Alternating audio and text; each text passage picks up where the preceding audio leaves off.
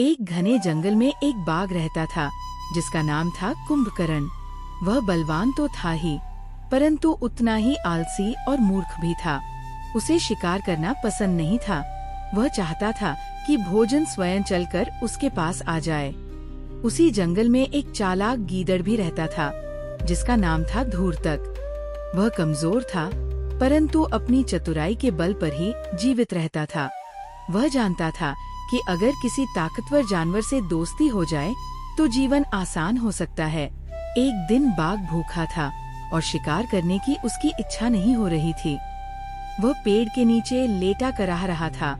हाय, अगर कोई मेरे लिए भोजन लाकर दे दे तो मैं कितना आभारी रहूं। ये सुनकर धूर्तक गीदड़ उसके पास गया और बोला, हे जंगल के राजा, आप जैसे पराक्रमी और बलशाली प्राणी को ये शोभा नहीं देता कि आप भूखे रहें। यदि आप चाहें तो मैं आपके लिए प्रतिदिन भोजन ला सकता हूँ। बाघ की आंखें चमक उठीं। वह बोला, अगर तू मुझे प्रतिदिन भोजन देगा तो मैं तुझे नुकसान नहीं पहुँचाऊंगा और अपने शिकार में तुझे हिस्सा भी दूंगा। गीदड़ ने सिर झुकाकर कहा, मुझे ये सौदा स्वीकार है।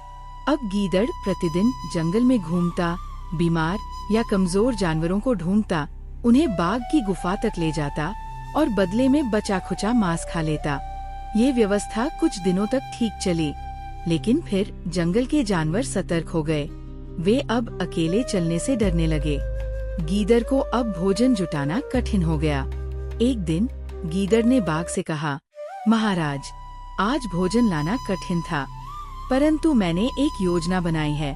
थोड़ी चतुराई से हम आज एक बड़ा शिकार कर सकते हैं।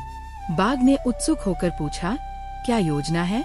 गीदड़ बोला, जंगल के दक्षिणी भाग में एक बूढ़ा हाथी रहता है जो अब चलने में अक्षम हो गया है।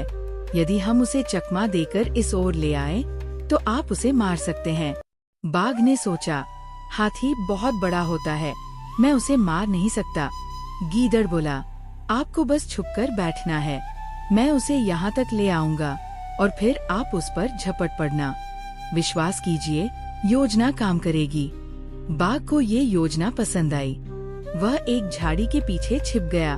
गीदड़ उस बूढ़े हाथी के पास गया और करुणा स्वर में बोला, हे वयोवृद्ध, जंगल में सभी जानवरों ने आपको अपना राजा बनाने का निश्चय किया है।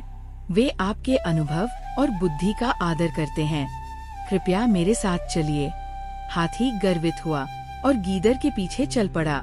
जैसे ही हाथी बाघ की छिपी हुई जगह के पास पहुंचा, बाघ ने झपट्टा मारा, लेकिन हाथी चौकन्ना था।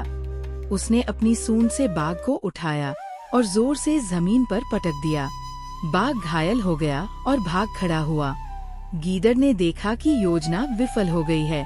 अब वो बाघ की क्रूरता से डर गया, परंतु उसने सोचा, अब तो मेरा अंत निकट है, परंतु यदि मैं अपनी चतुराई से बच गया तो ये मेरी सबसे बड़ी जीत होगी। वह बाघ के पास पहुंचा, जो दर्द से कराह रहा था। गीदड़ बोला, महाराज, ये सब मेरी गलती है। मुझे नहीं पता था कि हाथी इतना बलवान होगा, परंतु मैं आपके लिए दवा और भोजन ले आऊंगा। कृपया मुझे क्षमा करें। बाघ को सच में दर्द हो रहा था और वह गीदड़ की बातों में आ गया। गीदड़ वहाँ से भागा और सीधे जंगल के राजा शेर के पास पहुँचा।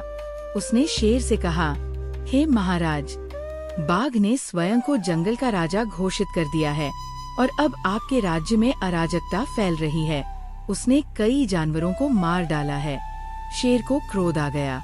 वह बाघ की गुफा तक पहुंचा और देखा कि वो घायल पड़ा है। शेर ने उसका अंत कर दिया। धूर्तक गीदड़ ने राहत की सांस ली। अब न बाघ रहा, न ही उसका डर। नीति: चतुराई बल से बड़ी होती है, परंतु विश्वासघात का अंत भी निकट होता है।